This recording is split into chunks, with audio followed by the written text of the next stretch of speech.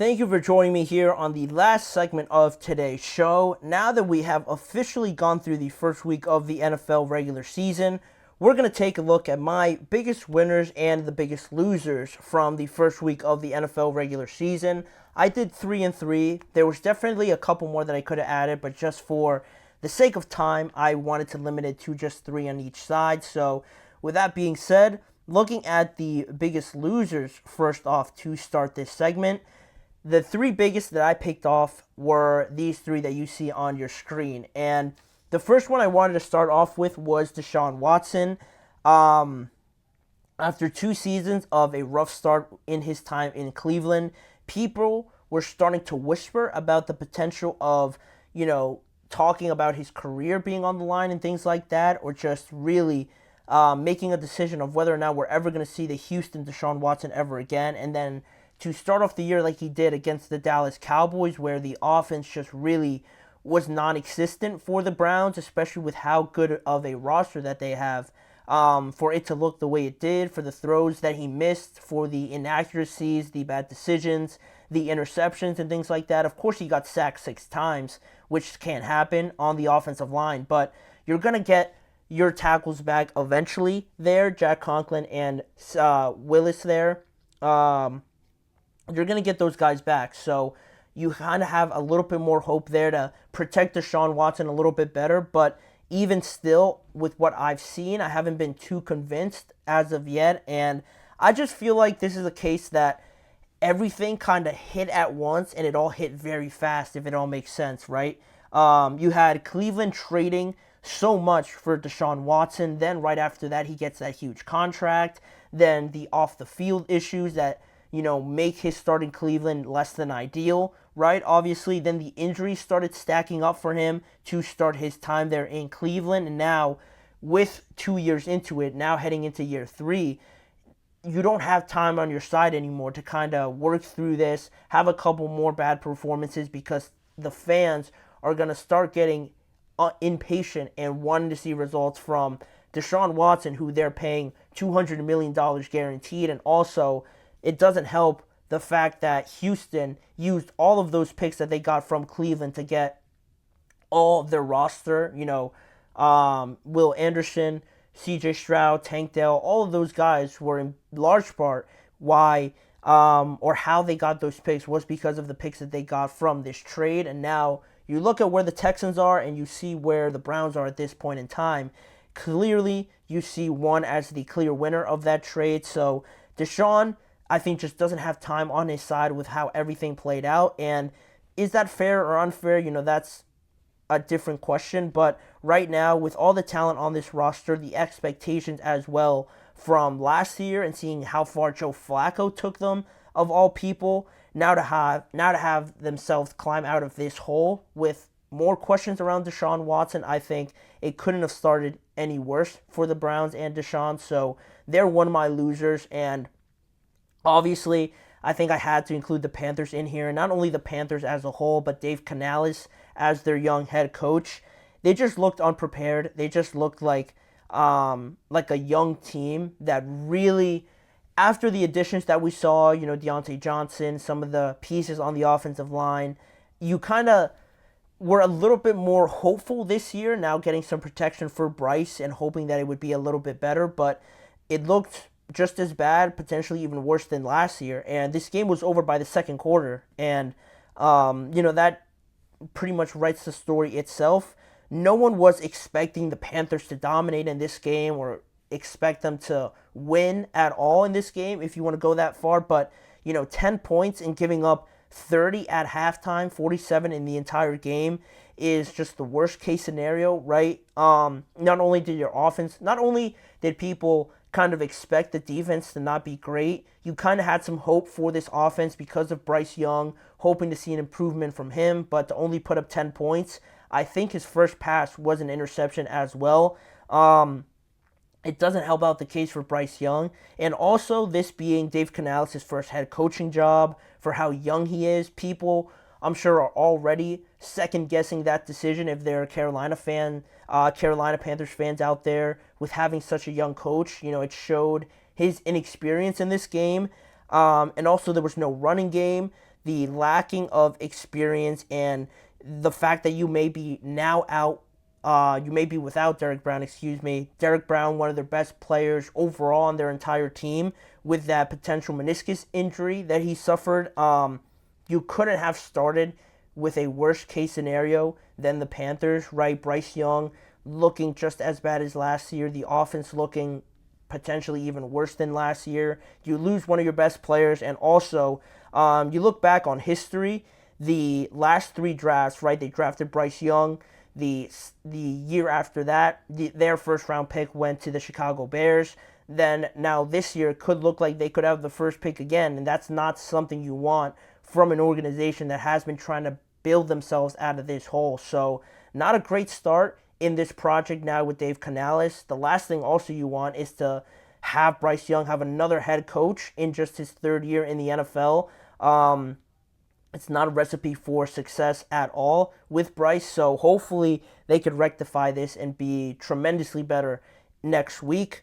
And then the last loser I have here, similar to these other guys, is the Los Angeles Rams, and it is a bit different just because they're not a loser in the way that they played. I actually was very happy the way that they played, taking it to the Lions, getting a chance to win in that game, but ultimately they lost in overtime. But the injuries and how those injuries could affect an older roster is something of my concern, and just how unfortunate they were. They were one of the biggest losers for that fact. You know, I don't mind the losing. The Lions are not a team to lose to and feel embarrassed about by any means. But the injuries, right? The injuries are the main reason why I have them on here. Puka got hurt in the second quarter. It was later diagnosed that he re-aggravated that PCL injury, a PCL strain that he was dealing with throughout training camp. He was placed on the IR. Now you're going to be without him for the next 4 weeks. Their guard, Steve Avila, suffered an MCL sprain as well. He could go on the IR as well. Their backup tackle, Joe Noteboom will be out for weeks now with a high ankle sprain. Their other guard, Kevin Dotson, is day-to-day right now, also with an ankle sprain, and they just can't catch a break. Just in the first week, all of their offense is just decimated. Their offensive line is just turned into dust, and how that affects, Cooper Kupp, who has also dealt with injuries just off of last year. If this offensive line is less than, 40%, 50%, how does that affect Matthew Stafford getting hit a lot more?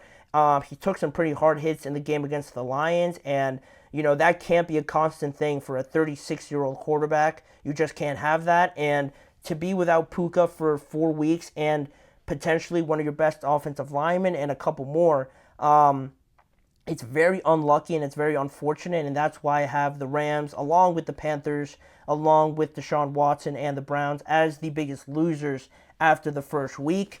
And now, turning it up a little bit more, ending this show on a positive note, we're looking at the biggest winners here on your screen. Jerod Mayo is the one I want to start off with. No way the Patriots should have won this game. I'll say it. I know everyone's thinking it, that there's no way they should have won this game. I'll say it again. I have no idea how they won it. Upset Cincinnati on the road with a clean game, from Jacoby Brissett. That was a positive sign. The run game it looks like their running game was in mid-season form. It looks like their running game has been going for the last 10 weeks or something like that with how well Ramondre Stevenson played. The offensive line was a question in the preseason, I think more so with pass blocking, so one way to fix that is to just run the ball every other play and, win the game that way, and that's exactly what they did. The defense played very good. They based their approach on, like most teams do, some of the fringe teams, I would say, right? Play a good defensive game, have a great running attack, and limit the opportunities for the Bengals, and that's what Jerod Mayo and the Patriots did. They escaped with a win. Talent didn't win them this game, or it's not going to win them most games, if any, at all the rest of the season, but it was more of the game plan that I saw from Jerod Mayo, the scheme, which is a good sign for him, for this Patriots team to start this year 1-0. And good for Jerod Mayo, a first-year head coach, to get a win like this is going to help his case a lot more, and I was happy to see that. Then, sticking to the quarterbacks in a sense here, we just talked about Justin Fields in the previous segments.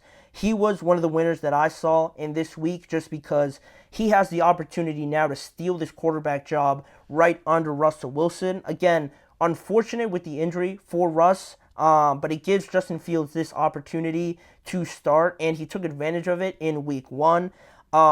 He also just didn't lose the game for the Steelers in such short notice that he was notified that he was going to be starting, and he actually made some great plays, albeit a couple of deep throws to George Pickens. No touchdown scored, but to get the win in a just crazy weekend leading up to it, not knowing who the starter was going to be, it kind of validated the noise around the offseason for some of the fans that wanted Justin Fields to start. He kind of showed why he should be the starter with his running ability, bringing a different dimension, a different threat to the Steelers offense, which me watching the game was a breath of fresh air, seeing your quarterback actually being able to move. So with that and how well he played, the Steelers defense looking great, I had to make Justin Fields a winner overall. And potentially the biggest winner, I think more people are talking about it as this week goes on, Josh Allen and his MVP case. Josh Allen and his MVP odds, I think, are the biggest winners as well. Finally starting to get, I think, some of the recognition. I think this season we'll start getting some of that recognition for MVP that some people have been longing for Josh Allen to get. He was basically the entire offense for the Buffalo Bills against the 49ers. 232 passing yards, 2 touchdowns in the air, 39 rushing yards, and 2 rushing touchdowns as well. Led 21 unanswered points against the Cardinals in that second and third quarter where he just took over. He was down 17-3 at one point, and this is what great players do, right? With the questions at wide receiver, the running game being there, might not be there. Great players are able to change the dynamic of an entire game just by being themselves and just showing how talented they are. Patrick, Lamar, all have that ability to do so. Josh Allen, rightly so, reminds everyone of how good he is, just winning the game for the Buffalo Bills on his own. And even with how new this offense is with a bunch of new guys, just the fact that Josh was out there and having him as their quarterback won them this game. And I think this is going to be sort of the storyline and the narrative going forward, that Josh is going to have to do everything for this Buffalo Bills team. And if they continue to win, this MVP case for Josh is going to become more and more legitimate as we go on in the rest of this season. He put the league on notice, in my opinion, with this performance that, hey, like, I might have a bunch of new guys, but I'm still here. I'm still that guy for this team. Yeah, we're down 17-3, but I'm going to lead a 21 unanswered point couple drives here, and we're going to take the lead, and not give it back. And that's in large part to Josh Allen, his abilities, and his talent. And yeah, it might have been against the Cardinals. That is important to say, but overall, I think they have a chance here. Josh Allen gives them a chance against any team in the NFL.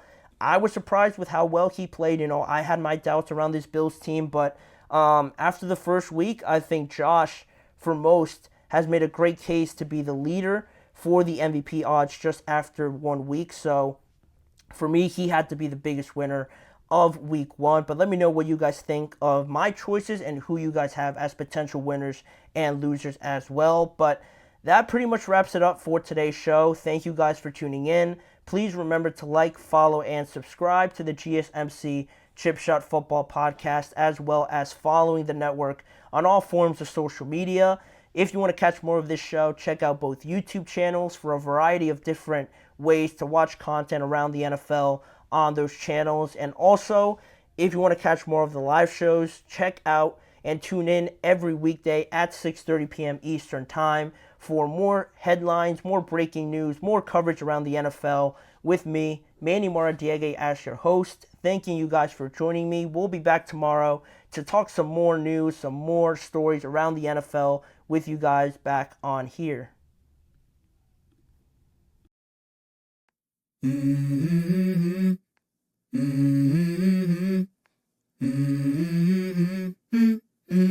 Let's go. I wake up to a little bit of drool on my pillow, feel like it's gonna be a bad day. Yeah, I'm tired of shit, and the coffee ain't hit yet, damn, ain't that great. I don't wanna go to